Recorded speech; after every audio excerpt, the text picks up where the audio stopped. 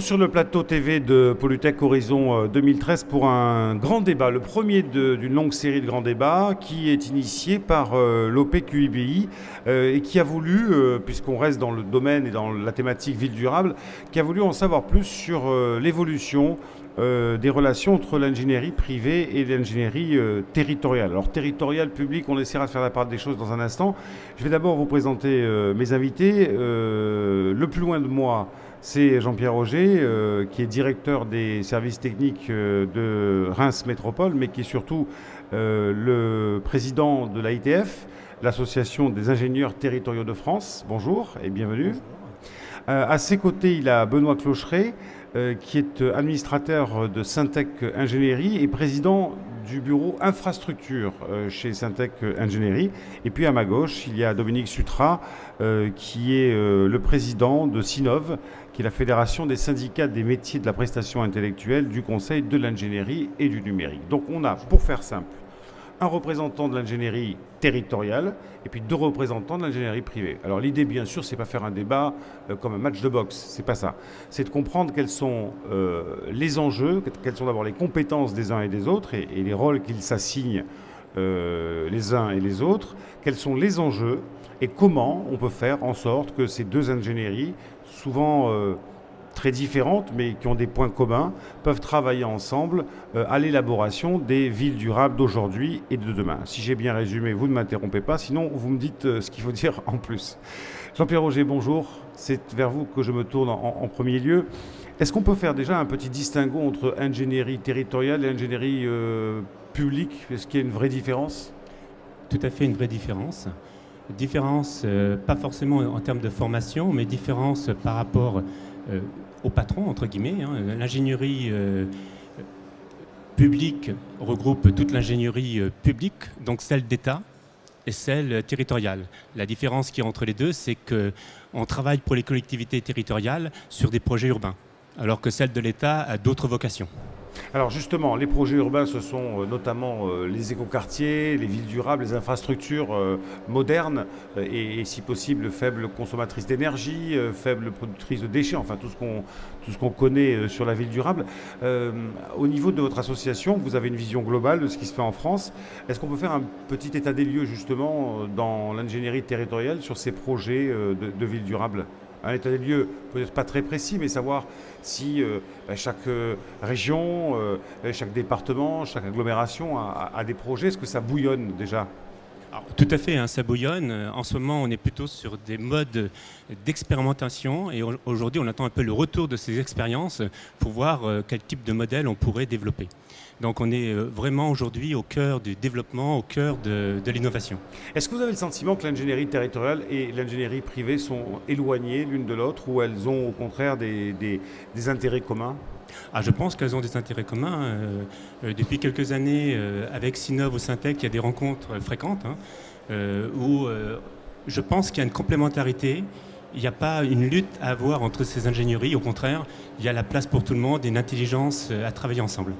Alors, on va, pour bien être précis, dire que l'ingénierie territoriale est finalement la mise en œuvre des politiques publiques décidées par des élus. Ça, c'est quand même quelque chose d'important à signaler. Tout à fait. On est en fait aide à la décision et on accompagne cette décision jusqu'à l'exécution. Après, on fait plus ou moins les choses en régie ou en externalise, mais en règle générale, on est bien sur ce modèle.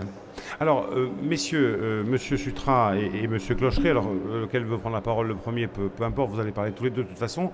J'aimerais que vous, à votre tour, vous me parliez un petit peu de l'ingénierie privée, de son rôle dans l'ensemble de ces projets et aussi, en écho à ce que vient de nous dire monsieur Auger, votre positionnement par rapport à l'ingénierie territoriale. Bonjour. Pour réaliser un projet, en fait, il faut un trépied qui fonctionne bien, dans lequel il y a un client. Le client, c'est celui qui paye. Il y a une entreprise réalise les travaux. Et le troisième pied, c'est la maîtrise d'œuvre, l'ingénierie qui conçoit, c'est-à-dire qu'elle décrit, elle suit les travaux de façon à ce que la demande du client qui paye soit bien réalisée par l'entreprise qui fait. À ce titre, des ingénieurs se forment pour pouvoir travailler dans des cabinets, des bureaux d'études, des ingénieries, dont le rôle est de bien comprendre ce que le client exprime de ses besoins et le retransmettre à des entreprises qui font bien, mais elles font d'autant mieux qu'on suit et on accompagne leurs travaux. De cette façon-là, nos métiers de l'ingénierie consistent à fabriquer, concevoir des métiers qui tournent autour de tout ce qui est l'acte de bâtir, aussi bien dans la ville les bâtiments de construction que les aménagements urbains qui donc s'articulent autour de la construction. Et bien évidemment, nos métiers travaillent autour des transports, de l'énergie, des déchets, du développement durable. Benoît Cloucheret. Oui, moi j'ai envie de compléter ça en disant que finalement on a quand même un premier intérêt commun, c'est que les projets émergent. C'est-à-dire qu'on voit qu'il y a un besoin extrêmement important de rénovation urbaine, d'évolution des formes urbaines. C'est à la fois une demande des citoyens, c'est à la fois une nécessité que chacun vit au jour le jour. Et donc notre premier objectif, encore plus dans un monde où financièrement les contraintes sont extrêmement importantes, il n'y a pas besoin de réexpliquer les contraintes budgétaires des collectivités aujourd'hui, eh bien nous avons une responsabilité collective qui est de faire émerger les projets. Et ça commence par accompagner les élus des grandes collectivités, mais aussi des petites collectivités, pour faire émerger ces projets. Et là, je pense qu'il y a un rôle tout à fait particulier de l'ingénierie publique pour déclencher et lancer l'acte d'achat et faire en sorte qu'ensuite les collectivités soient rassurées sur le fait qu'elles peuvent immédiatement à l'aval, dans le domaine des études, dans le domaine de la conception, de la supervision des travaux, faire appel aux entreprises d'ingénierie privée qui, elles, ont accumulé beaucoup d'expérience dans les différents domaines que vous évoquez, que ce soit un peu les 4 piliers, les transports, l'énergie, les déchets ou l'eau potable pour la ville. Donc oui, il y a une véritable complémentarité entre le très amont, aider une collectivité à faire émerger un projet, et ensuite faire en sorte que bien, la collectivité elle s'entoure des meilleures compétences, bien réaliser le projet. Et ça, je pense que je suis même persuadé que l'ingénierie privée a des compétences particulières, une expérience particulière pour cela. Alors on est passé un petit peu vite sur le cadre contraint, le cadre budgétaire, parce qu'on sait que les collectivités territoriales aujourd'hui ont du mal à amortir les investissements qu'elles font par la seule fiscalité. Il faut être clair, il y a de moins en moins d'argent, donc il y a des projets, vous le disiez, qui émergent, ça bouillonne, oui effectivement, mais bon, il faut de l'argent pour faire tout ça. Donc est-ce que, et ça pourrait être un premier point d'étape entre nous, est-ce que votre collaboration, ingénierie privée et ingénierie territoriale, peut avoir pour premier objectif de, non pas réduire les coûts, mais de maîtriser les coûts pour vous permettre, vous, ingénierie territoriale, en tout cas vous, territoire, d'aller jusqu'au bout de vos projets? J'ai envie de le formuler autrement. Pour moi, ça appartient plutôt à l'ingénierie territoriale. Plus l'ingénierie territoriale sera précise dans la définition du besoin, plus elle sera capable de l'exprimer correctement, plus il sera facile à l'ingénierie privée de répondre à ce qu'on demande, au projet qu'on demande. Et donc, en fait, ce qui est très important au départ, c'est de bien mesurer le projet, d'avoir un programme bien défini. Derrière le programme, c'est un coût de fonctionnement qu'on est capable de mesurer. Aujourd'hui, j'ai à peu près 500 chantier jour ouvert, j'ai très peu de dérapage parce qu'en fait le programme était bien défini et que derrière on est un vrai prescripteur et on sait ce qu'on veut. Après on peut ouvrir sur des innovations mais il faut qu'on soit très précis et à partir du moment qu'on est très précis on est capable de contraindre les coûts. Sans faire le procès de qui que ce soit, vous dites aujourd'hui j'ai très peu de dérapage. Ça veut dire que dans un temps un peu plus reculé, où les vaches étaient plus grasses, il est arrivé à l'ingénierie territoriale et au territoire, tout simplement, de finalement voir trop grand ou de ne pas forcément maîtriser. Non, tout simplement, j'ai envie de dire c'était une dérive collective. Parce que la contrainte financière n'était pas là. C'était très facile de demander un avenant. C'était très facile aussi pour le maître d'œuvre excusez-moi l'expression, de se faire plaisir sur le projet en ramenant des petites finitions supplémentaires, etc. Aujourd'hui, on ne peut plus se permettre ce genre de dérapage. Et derrière, on est sur un coût global, aussi avec le coût de fonctionnement. Donc là, j'ai un exemple tout récent où sur un dérapage de 15-16%, j'ai demandé au maître d'œuvre de reprendre sa copie pour rentrer dans les conditions financières et de reprendre son projet. On n'aurait jamais fait ça il y a 10 ans ou 15 ans. On aurait accepté l'avenant. Bien sûr, le coût est un élément déterminant aujourd'hui. J'y rajouterai 2 autres composantes, c'est la qualité et le délai. Car un beau projet doit se faire dans un coût maîtrisé, avec des prestations de qualité et dans un délai que l'on respecte. Réaliser une opération dans le coût attendu par le maître d'ouvrage, c'est aussi commencer par exprimer lors des étapes préalables, celles de la programmation, celles pendant lesquelles le client, le maître d'ouvrage, décrit ses besoins. Et c'est là où il peut y avoir parfois des quiproquos, voire des incompréhensions dans ce que le client souhaiterait et de ce qu'il va obtenir. Donc notre travail consiste dès le début à bien parler le même langage et faire en sorte que, in fine, le projet correspondra à l'attente initiale. Je répondrai aussi que le coût, c'est, Jean-Pierre Roger en a parlé, le coût global, car hier nous parlions d'un coût d'investissement. J'ai envie de dire que la maîtrise du fonctionnement était une autre composante qui se traitait ailleurs. De plus en plus aujourd'hui, les maîtres d'ouvrage ont le bon sens de parler investissement et fonctionnement.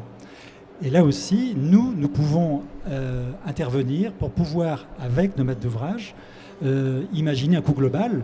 Il faut savoir qu'effectivement, à ce moment-là, je dirais l'influence financière du maître d'œuvre, on en parlera peut-être un peu plus tout à l'heure, est absolument négligeable financièrement par rapport à l'apport qu'elle peut donner au but final, qui est d'avoir un projet de qualité qui, dans le temps, générera peu d'entretien et donc ce sera satisfaisant à terme.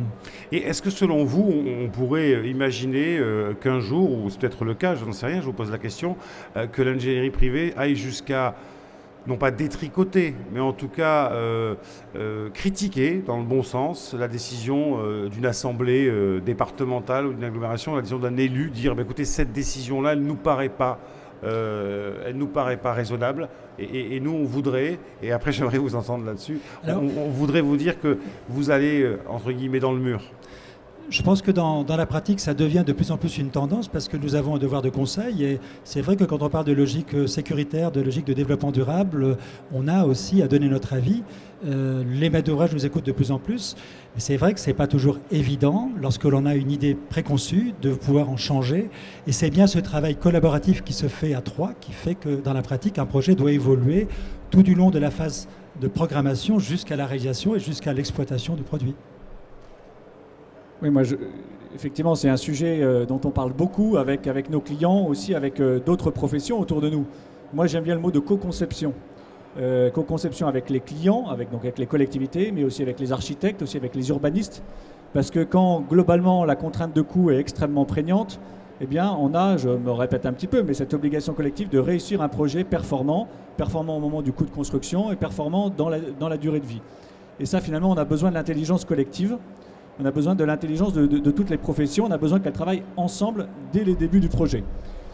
J'ai aussi envie de dire que finalement il y a aussi un apport que l'ingénierie peut avoir, c'est autour de l'utilisation des labels. C'est-à-dire qu'aujourd'hui on voit bien que vouloir une performance c'est bien, mais la mesurer c'est encore mieux. Et pour mesurer une performance, il faut une méthodologie, il faut un référentiel.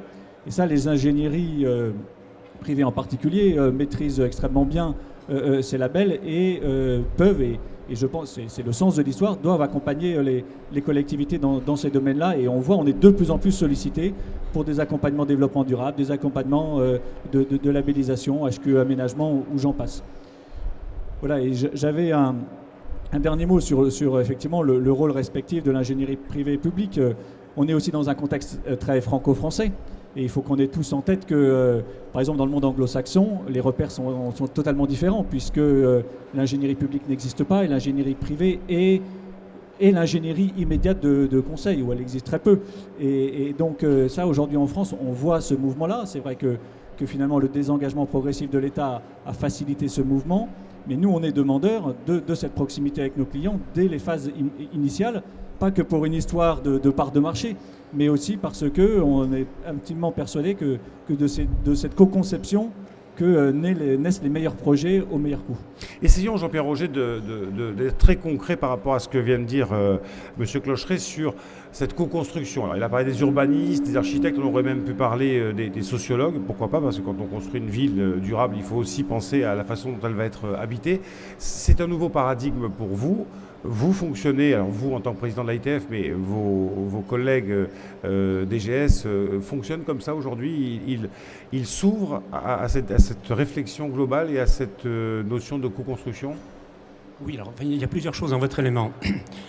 D'une part, le côté urbanisme, Oui. c'est-à-dire aménagement du territoire, avec toutes ses conséquences, avec les déclinaisons des différentes politiques urbaines, qui arrivent à un schéma global d'aménagement sur un territoire, et derrière, on est sur les opérations. Donc, depuis tout à l'heure, on est plutôt en train de parler de ces seconds types d'opérations, c'est-à-dire aménagement sur un espace, la construction d'un bâtiment.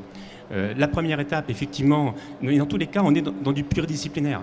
Sur la première étape, ce sont des acteurs comme des urbanistes, des sociologues, voire des équipes techniques qui viennent sur des sujets un peu particuliers comme le transport, comme des sujets sur des schémas directeurs d'infrastructure, apporter un appui à l'urbaniste.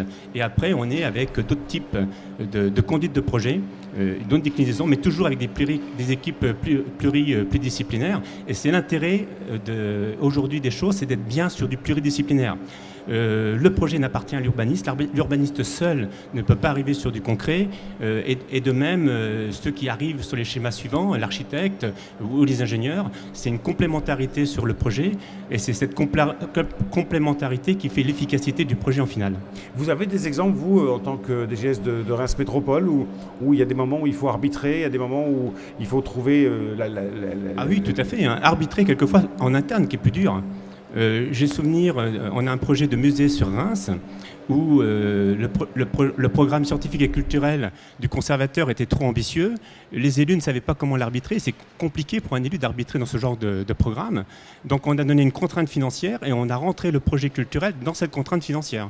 Contrainte financière sur l'investissement et sur les coûts de fonctionnement. Dominique Sutrat, quand ça se passe comme ça, c'est pas forcément l'idéal, encore qu'il faille tenir compte effectivement de ce genre d'aléas. Le client est roi, on s'adapte à ses attentes et effectivement, parfois, on se rend compte que sur des projets, ça ne va pas aussi bien qu'on le souhaiterait parce qu'il y a des grains de sable. Et la plupart du temps, je crois que quand le trépied dont je parlais tout à l'heure ne marche pas, c'est parce qu'à un moment donné, il y a eu une défaillance d'interface, de communication et la plupart du temps, soit une information qui s'est perdue, soit une composante qui n'a pas été communiquée aux autres intervenants. Et en fait, les projets n'ont jamais été aussi compliqués qu'aujourd'hui quand on regarde la foultitude de spécialités qui apparaissent sur un projet. Bien sûr, vous avez des contraintes d'urbanisme, vous avez également des contraintes qui peuvent être sécuritaires, des contraintes qui peuvent être liées à l'environnement, à l'acoustique, à la santé. Et nous avons nous-mêmes des spécialistes, également nos maîtres d'ouvrage, qui interviennent dans tous ces domaines-là. Et la plus grande difficulté, c'est de gérer les interfaces qui font qu'à un moment donné, chacun a la bonne information. Et là-dessus, nous travaillons sur des méthodes nouvelles, collaboratives sur les projets, qui permettent d'avoir en temps réel la bonne information sur le bon sujet, le bon créneau. Actuellement, on parle beaucoup de la maquette numérique, qui est une forme de plateforme collaborative dans laquelle chacun peut avoir accès à tout instant à une information qui est validée, qui est vérifiée, que ce soit des plans, des pièces écrites, des informations. Et ça à quelle échelle? L'échelle d'un quartier, par exemple?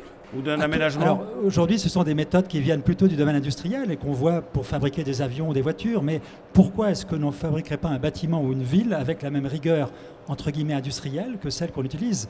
Il s'agit tout simplement de mieux communiquer ensemble, pas forcément par le numérique, mais par des outils qui sont des outils de notre temps. De la même façon qu'autrefois, on dessinait avec un crayon et une plume sur un plan. Une esquisse ou un plan. Aujourd'hui, ça se fait plutôt sur l'ordinateur. Ce n'est pas pour autant qu'on a perdu les idées de base. Et je pense que nous devons travailler avec une meilleure qualité de la maîtrise de l'information. Et pour cela, voilà un sujet qui peut être tout à fait opportun, même pour construire la ville, surtout pour construire la ville. Monsieur Auger? Non, simplement, monsieur Clocheret. Oui, c'est extrêmement important, cet aspect-là de travail collaboratif. Et les outils y aident beaucoup. C'est vrai qu'aujourd'hui, on a de plus en plus d'outils qui sont qui font travailler les différents services à l'intérieur d'une entreprise, mais de plus en plus donc tournés vers l'extérieur. Et on est sur des plateformes collaboratives entre les ingénieries, les clients. On le voit au niveau du bâtiment, plus que dans le domaine de l'infrastructure. En tout cas, il y a quelques années d'avance, mais on le voit émerger dans le domaine des infrastructures. Et les collectivités ont un rôle important à jouer parce qu'elles ont ce rôle d'incitateur, d'initiateur. C'est elles qui doivent dire en premier, nous, on veut que l'ensemble de nos prestataires travaillent sur une plateforme unique et que nous partageons cette plateforme. Il y a un point sur lequel je voulais revenir, et c'est bien que vous l'ayez mentionné tout à l'heure, sur le fait que finalement, il y a l'expression des besoins, c'est le premier point le plus important. Et cette expression des besoins, pour qu'elle soit claire, il faut aussi qu'il y ait un travail à l'intérieur des collectivités elles-mêmes, entre les différents services. C'est vrai dans nos entreprises aussi, la nature humaine a du mal avec le changement. Eh bien, je vois, moi, les villes qui se transforment de façon extrêmement importante, avec des services qui travaillent de plus en plus les uns avec les autres, et abordent ce sujet de la ville de manière de plus en plus transversale. C'est très important.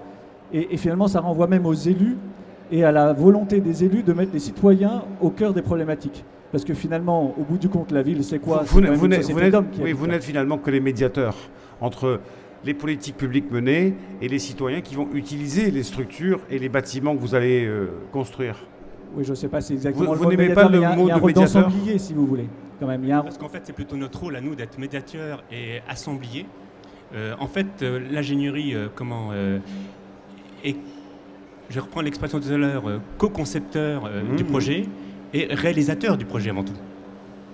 La partie médiation, la partie même de projet à l'origine appartient à la collectivité. C'est l'élu qui décide de faire un projet. D'ailleurs, quelquefois, les architectes oublient que c'est avant tout le donneur d'ordre qui est à l'origine du projet, et non pas eux. Ils en bénéficient. Alors justement, pour vous, le donneur d'ordre, c'est l'élu. Bien sûr.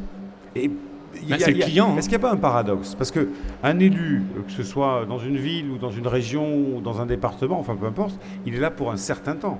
C'est-à-dire qu'il a un mandat, rien ne lui garantit de faire un second mandat. Donc finalement, il prend une décision et puis il peut s'en aller. Et puis on a de multiples exemples pour le prouver. Bon, pour vous, le vrai client, c'est l'élu. Bien sûr, qui représente la population. Et après, il nous appartient, pour que la ville soit durable, je reprends ces textes, durable dans le sens premier du terme, à nous, services, d'assurer la continuité du service rendu ou la continuité de l'aménagement. Et je vous laisse la parole, avec quand même la responsabilité du bien construit, du bien durable. Oui, mais franchement, on a l'impression au travers des questions que ce n'est pas réalisé. Non, c'est pas ce que je voulais dire. Venez voir dans les collectivités comment les choses sont réalisées. Loin de moi l'idée de remettre en question la capacité et des élus à décider et des ingénieurs à réaliser. Ce que je veux juste dire, c'est qu'il y a une espèce de temporalité, et notamment dans la ville durable. On ne peut pas s'en affranchir de temporalité entre le moment où on décide de faire quelque chose. Je prends un exemple qui me vient comme ça à l'esprit, c'est Lyon-Confluence, par exemple, qui est mis en œuvre par le Grand Lyon. Entre le moment où ça a été décidé et on voit, quand on est un peu sur l'axe rhodanien, on voit ça se construire, le musée qui se construit petit à petit, on se dit mais il y a du temps qui passe, et là il y a des échéances qui arrivent. Donc c'est dans ce sens-là, la temporalité. Le temps de décision et le temps politique, quelquefois, il est un peu compliqué. Voilà. Un projet, entre le moment où il naît ou le moment où il se réalise, il faut bien 4, 5, 6 ans pour un projet assez important. Actuellement, nous, on est en train de mettre en attente des décisions sur du PDU, du PLU, justement en attendant l'échéance électorale pour justement respecter le temps politique. C'est exactement le sujet que je voulais qu'on creuse. Une réaction, M. Tra. C'était parallèle à celle-ci, mais je voulais apporter une notion nouvelle qui, me semble-t-il, apparaît de plus en plus dans la logique des projets, qu'ils soient urbains, qui soit lié à la construction ou à tout type de projet, c'est celle de l'usager. Parce qu'en fait, dans le trépied dont nous parlions, effectivement, il n'y a pas forcément l'usager. Il y a celui qui paye, le client, le pouvoir public. Il y a l'entreprise et la maîtrise d'œuvre. Et je pense que de plus en plus, nous avons, pour gérer cette problématique de temporalité, une nécessité d'impliquer l'usager final dans l'appropriation du projet qu'il aura. Et c'est tout ce travail qui n'est pas que pédagogique, c'est un travail de programmation, de préparation, sert aussi par une douce alternative, une alternance plutôt entre les besoins, les offres et l'itération qui va finalement offrir le projet idéal, fait qu'il y aura un atterrissage doux et compris de l'usager final. Quand on regarde le logement social aujourd'hui, que je connais bien, eh bien, depuis très longtemps, les bailleurs sociaux, avant de travailler sur une programmation, interrogent leurs locataires et travaillent avec eux sur ce que sera l'aménagement final d'une réhabilitation ou même d'une construction. Au niveau de l'aménagement de l'espace, l'usager, l'habitant est au cœur du sujet et complètement dans la concertation. Ça commence dès le diagnostic. Tout à l'heure, on a parlé du besoin, mais avant le besoin, il faut avoir le diagnostic de quel est l'état, quelles sont les fonctions, qu'est-ce qu'on attend. Et ça commence déjà par une première concertation pour vérifier avec les gens concernés par le projet comment ils se comportent. Et pour moi, il y a sur un projet d'espace urbain, on a pratiquement 4 temps de concertation et de communication. Celui-là au niveau du diagnostic, derrière au moment de la programmation, avec des programmes qu'on met en concertation. C'est-à-dire qu'il y a une partie non discutable dans le programme et une partie où on rentre en concertation sur ce programme. Après, il y a un temps qui est plus après d'information et de communication, présentation du projet quand il est en images, et puis après, information sur le suivi et les travaux. Et même aujourd'hui, on impacte beaucoup la condition de réalisation des travaux pour gêner le moins possible l'usager et le riverain. Benoît Clocheret, que vous disent vos adhérents chez Syntec Ingénierie, toutes ces entreprises? Il y en a combien de membres chez Syntec?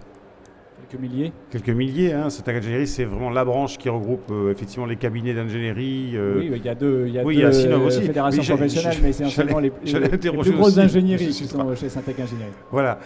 On a aussi beaucoup de petites PME. Qu'est-ce qu'ils vous disent, vos adhérents, sur justement leur rapport avec les collectivités locales et territoriales? Est-ce que ce sont, pardon, cette question un petit peu abrupte, est-ce que ce sont de bonnes affaires? Ou est-ce que c'est pour eux des dossiers compliqués à gérer? Alors évidemment, il n'y a pas de cas général, toutes les situations sont particulières. Je crois qu'aujourd'hui, dans le... Qu'est-ce qui ressort? Ce qui ressort, c'est un plus dans le sens où on passe progressivement, on le voit, la demande des collectivités et passe de demandes extrêmement d'expertise métier par métier à des demandes de plus en plus globales. Donc du clé en main. Clé en main ou une collectivité qui veut du conseil et de l'expertise et de la maîtrise d'œuvre multidisciplinaire. C'est-à-dire qu'elle ne veut pas avoir qu'un expert en eau ou un expert en déchets, elle veut avoir un expert de la ville qui l'accompagne. Et ça, c'est finalement une certaine évolution, pour des révolutions intérieures dans nos entreprises. Et en même temps, c'est extrêmement valorisant et stimulant pour toutes nos entreprises d'ingénierie, parce que ça oblige finalement à chacun à monter d'un cran dans la compréhension des dynamiques des villes, dans leurs attentes, et d'intégrer les disciplines les unes avec les autres. Et on le voit bien, nous on travaille beaucoup, moi je travaille sur un sujet autour des techniques décentralisées, sur 3 flux, l'eau, les déchets et l'énergie. Et on voit bien qu'une collectivité, donc une ingénierie derrière, quand elle travaille sur ces sujets, elle ne peut pas travailler sur ces 3 sujets indépendamment. Parce qu'aujourd'hui, on peut récupérer de la chaleur des eaux usées. On récupère évidemment de l'énergie à partir des déchets. On produit de l'eau à partir de l'énergie. Là, on est en train de parler d'ingénierie urbaine. Oui. Donc on est en train de transformer des ingénieries un peu monodisciplinaires, les unes à côté des autres, en ingénierie pleinement multidisciplinaire. Et ça, c'est une évolution importante de nos métiers, et qui est une évolution qui est extrêmement valorisante pour nos métiers et qui attendent nos équipes. Et c'est un facteur d'attractivité pour l'ingénierie, donc nous on s'en félicite. Monsieur Auger, cette notion d'ingénierie urbaine, d'expert de la ville, ça vous parle? Ça vous convient? Oui, tout à fait. Alors après, ça dépend des structures. Hein. Pour être plus précis, en fait, je suis aussi sur la ville. Donc il y a une centaine d'ingénieurs entre la ville et Reims Métropole, avec des métiers très pointus, avec des architectes, avec des ingénieurs très pointus. Oui, c'est ce que vous me disiez quand on préparait l'émission. Donc en fait, on peut nous aussi apporter. Oui, parce qu'on a sur des petits dossiers, on assure nous-mêmes la maîtrise d'œuvre. C'est hyper formateur pour préparer les dossiers un peu plus structurants et aller chercher l'ingénierie privée quand c'est nécessaire. Alors il y a plein de sujets que j'aimerais aborder avec vous. Le temps nous est compté, mais on va essayer d'en débayer un ou deux encore. C'est effectivement les besoins des petits territoires. Parce que là, quand on parle de Reims Métropole, on parle quand même d'un grand territoire. Bon, c'est plus facile, les grands projets. On peut vendre, on peut vendre des jours-hommes. On fait marcher sa machine. Parce que, bon, voilà, l'ingénierie privée, elle a aussi un objectif d'enrichissement. Elle n'est pas là pour perdre de l'argent. Par contre, sur des petits territoires qui ne savent pas à qui s'adresser, qui ne savent pas comment monter un projet, un schéma directeur, enfin, comment on peut les aider? Alors, comment là, justement, les ingénieries privées peuvent venir en soutien? Tout d'abord, je voulais juste signaler que Sinov est également une fédération qui regroupe environ 25 000 salariés, 3 000 structures et 14 métiers, 14 syndicats professionnels, 14 métiers différents qui peuvent tous s'articuler d'ailleurs autour de la ville, des métiers de la ville. Et nous prenons auprès de nos adhérents cette logique de complémentarité, d'offres globales raisonnées à partir de spécialistes qui sont animés dans une équipe, dans un projet par un directeur de projet. et qui sont donc capables de contribuer à atteindre le résultat final. Évidemment, cette ingénierie, pour se former, eh bien, elle dépense de l'argent. Elle a besoin d'embaucher des jeunes qui ne sont pas tout de suite opérationnels. Elle investit donc dans des budgets qui sont de plus en plus lourds. Et la prestation intellectuelle, contrairement à ce que l'on pourrait penser, ça coûte de l'argent. Bien sûr. Et parfois, l'élu a le sentiment que tout ce qui est délétère, tout ce qui ne se voit pas, ne coûte rien. En fait, un bon conseil peut parfois faire gagner beaucoup d'argent, même s'il a un petit peu coûté, alors que l'absence de conseil peut coûter énormément d'argent, mais effectivement, ça ne se voit pas. Alors, et pour en revenir à ma question sur effectivement les petits territoires, ceux qui ont des besoins identifiés mais qui ne savent pas par quel bout le prendre. Alors, c'est une partie du problème parce qu'effectivement, les petits territoires avaient par le passé une sorte de service mutualisé qui était offert par les DDE, les directions départementales de l'équipement, les DDA, qui allaient faire une sorte d'assistance à maîtrise d'ouvrage permettant d'aiguiller les petites collectivités vers les bons choix. Et ça, c'est pas que ça n'existe plus, mais ça a été englobé dans une grande DREAL, c'est ça? Alors, aujourd'hui, ça n'existe plus au sens des services de l'État, mais nous, ingénierie privée, nous sommes conscients que nous avons une belle carte à jouer pour apporter à ces petites collectivités une offre, mais qui doit être structurée en fonction de ce qu'elles attendent, et évidemment dans des prix qui soient des prix, on ne peut pas, comme vous le disiez tout à l'heure, faire cadeau de notre prestation. Bien sûr, oui, c'est pas mais on peut aussi chercher à mutualiser, à optimiser les attentes. Souvent d'ailleurs, ce sont les mêmes types d'attentes que l'on voit d'une commune à une autre. Malgré tout, le point sur lequel je voulais attirer votre attention, c'est qu'aujourd'hui, la prestation intellectuelle a du mal à être valorisée, que ce soit pour les petites, les moyennes ou les grosses affaires. Et dans le cadre nécessaire de la mise en concurrence des marchés publics, parfois, on voit le prix des prestations diminuer d'année en année, d'opération en opération. Et à un moment donné, il faut que le maître d'ouvrage reste un acheteur avisé qui achète une prestation, donc en tant que bon acheteur, qui soit capable d'y mettre le prix. Alors vous me tendez, oui monsieur Auger. Peut-être pour être plus concret au travers de ce qui vient d'être dit, effectivement les petites communes sont un peu isolées pour pouvoir travailler correctement, donc la solution peut être effectivement au niveau de l'intercommunalité et les aider à avoir une vraie AMO. C'est-à-dire en fait comment que derrière l'AMO il y a une décision sur un programme, sur un délai, sur un coût, et aujourd'hui cette étude elle vaut quelques milliers d'euros, mais il vaut mieux dépenser quelques milliers d'euros à ce moment-là pour bien lancer le projet que de partir souvent sur un résultat, et c'est aujourd'hui la dérive qu'il y a. Trop souvent, on arrive sur un résultat et on est déçu en finale parce qu'on n'a pas forcément l'objet qui est derrière le besoin exprimé. Je souhaiterais rajouter un mot. Cette question de l'ingénierie privée, de l'ingénierie publique au service des territoires, des collectivités taille petite ou moyenne, surtout celles de petite et moyenne taille, effectivement, on fait assez débat ces derniers temps. Moi, d'abord, je voudrais qu'on m'explique où en France il y a eu des appels d'offres où il n'y a pas eu de réponse. Alors, il y en a peut-être eu quelques-uns, mais il ne faut pas transformer des cas particuliers en généralité et vouloir donner des réponses générales à des situations qui sont extrêmement éparses sur le territoire. Parce qu'il y a une petite tendance à ça. Et l'autre aspect, c'est que oui, il peut y avoir bien sûr des réponses autour de la mutualisation de services communaux, mais on a nous aussi travaillé à des réponses autour de ce qu'on appelle la massification de la commande.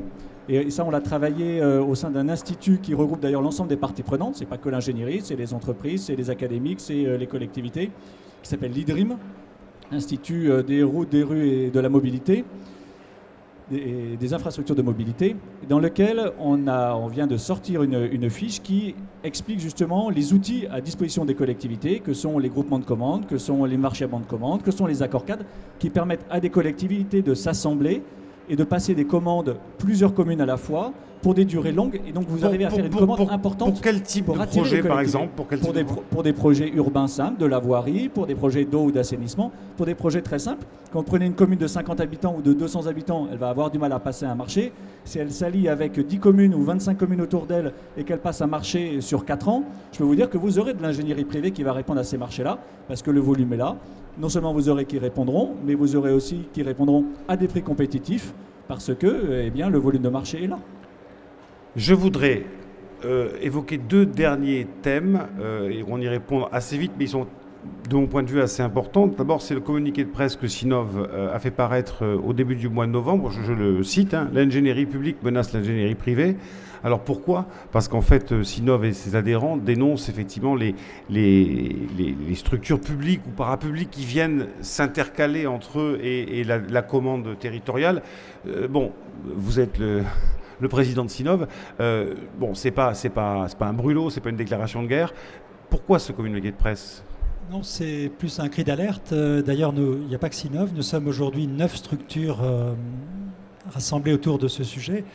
Dans tout ce que nous évoquons, en fait, depuis une demi-heure, on voit que l'ingénierie privée est une structure formée, qualifiée, avec des vraies valeurs de ce que nous devons mettre en œuvre, et qu'elle ne peut pas être remplacée comme cela par une forme de, alors je dirais peut-être pas d'ingénierie publique, mais de maîtrise d'œuvre publique, pour peut-être coller plus à ce que Jean-Pierre Augier nous a répondu, qui pourrait, elle, s'occuper dans une règle qu'on appelle in-house, de faire à la fois les questions et les réponses. C'est-à-dire, je conçois, enfin, je décris, je conçois, je fabrique, et ainsi, j'ai le projet global dans lequel je n'aurai pas besoin sans mise en concurrence d'ailleurs, je ne ferai pas de mise en concurrence de faire appel à une structure externe. Et ce que nous prétendons, c'est que c'est impossible parce que cette compétence-là, on la trouve bien chez nous et je ne crois pas comprendre qu'on la trouvera d'autant plus dans l'ingénierie publique. Et cette forme de maîtrise d'œuvre publique amène une mauvaise mise en concurrence parce qu'en fait, elle ne repose pas sur les mêmes critères économiques. Il y a une distorsion de concurrence, si on peut résumer comme ça. Du coup, nous sommes en dégradation lente mais inéluctable s'il n'y a pas de frein à cette situation. Monsieur Augier, la réponse que vous avez faite effectivement à ce cri d'alarme? Enfin, moi, simplement, c'était de ne pas mettre tout dans l'ingénierie publique. Parce que là, on parle des structures parapubliques. Même souvent, ce sont des ingénieurs à statut privé qui sont à l'intérieur de ces structures parapubliques. Donc, en fait, voilà, le distinguo est à faire. Et quand on vise l'ingénierie publique, on ne parle pas de l'ingénierie territoriale dans le communiqué de presse. Vous n'êtes pas fâché? Non, on n'est pas fâché et on est parfaitement en phase et complémentaire sur le sujet. Une dernière chose, Benoît Clocheret, l'innovation. Parce que quand on est ingénieur, on a fait généralement quelques années d'études. On repose sur la théorie, la pratique, mais on sait que dans le monde dans lequel nous vivons, ce monde global, mondialisé, il faut innover tout le temps apporter des nouvelles idées à ses clients. Qu'est-ce que vous faites pour ça? Oui, alors l'innovation, elle est au cœur de nos métiers. Tout à l'heure, vous évoquez les ingénieurs que l'on embauche. On a la chance, historiquement, notre métier est un métier qui recrute beaucoup de jeunes talents, qui arrivent avec des idées fraîches et la volonté de transformer l'entreprise et le métier. Et d'ailleurs, on le récompense tous les ans, notre salon, les rencontres de l'ingénierie, avec un prix spécial pour les jeunes innovateurs. Oui, c'est important parce que c'est aussi ce que l'on peut recevoir de l'extérieur de la France. Et tout à l'heure, vous évoquez effectivement des risques sur l'emploi liés à entre guillemets, trop d'ingénierie publique. Moi, je l'aborderai plutôt autour du risque de renfermement sur soi-même. Et ce que peut apporter une ingénierie privée, c'est aussi le fait qu'elle travaille sur l'ensemble du territoire national, qu'elle travaille en France et à l'étranger, qu'elle voit ce qui se passe à l'étranger le mieux, parce que même si nous sommes géniaux en France, à l'extérieur, il y a des gens qui font des choses extrêmement bien. Nous, on travaille actuellement sur un projet pour voir les meilleures pratiques de techniques décentralisées pour le traitement de l'eau, des déchets et de l'énergie dans 10 villes à travers le monde, de Vancouver à Lima, en passant par Windhoek en Namibie ou Suzhou en Chine. Donc, et on voit bien que partout à travers le monde, les technologies évoluent, les méthodes évoluent, les labels évoluent, les exigences. Et c'est de notre devoir et c'est notre valeur ajoutée que nous avons de pouvoir ramener ça en France, à la fois par les jeunes ingénieurs que nous embauchons, aussi par les étrangers que nous avons à l'intérieur de nos entreprises, et ça au service de nos clients, collectivités françaises. Le mot de la fin pour Dominique Suttra. Juste une petite information, publicité, mais c'est pour Sinov, donc c'est pour la bonne cause. Nous allons faire au mois de juin prochain, le 5-6 juin à Perpignan, notre congrès annuel sur la thématique de mieux vivre la ville. Nous avons créé plusieurs ateliers sur le thème de l'innovation et chacun de ces ateliers va apporter des contributions sur la ville numérique, la ville des réseaux, la ville sensitive, la ville à l'export. Et notre souhait est de bien montrer que l'ingénierie est une part importante de l'acte de vivre dans un milieu commun. Et là-dessus, je vous invite tous à venir dans quelques temps. Merci à vous trois. Moi, je retiendrai co-construction pour le travail ensemble. Je retiendrai massification pour les petites communes ou les petits ou moyens territoires, les petits ou moyens territoires qui ont besoin de s'allier pour aller chercher de l'ingénierie et pour faire au mieux. Donc, quelle évolution dans les relations entre l'ingénierie privée et l'ingénierie territoriale? De mon point de vue, que de bonnes évolutions. Vous comprenez de mieux en mieux. Les outils numériques sont là aussi pour vous aider.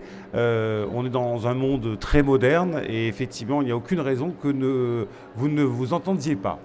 Merci à vous d'avoir participé à ce débat qui nous apprend de nouvelles choses sur la ville durable. C'est une autre façon de voir la ville durable en interrogeant les ingénieurs qui travaillent dessus.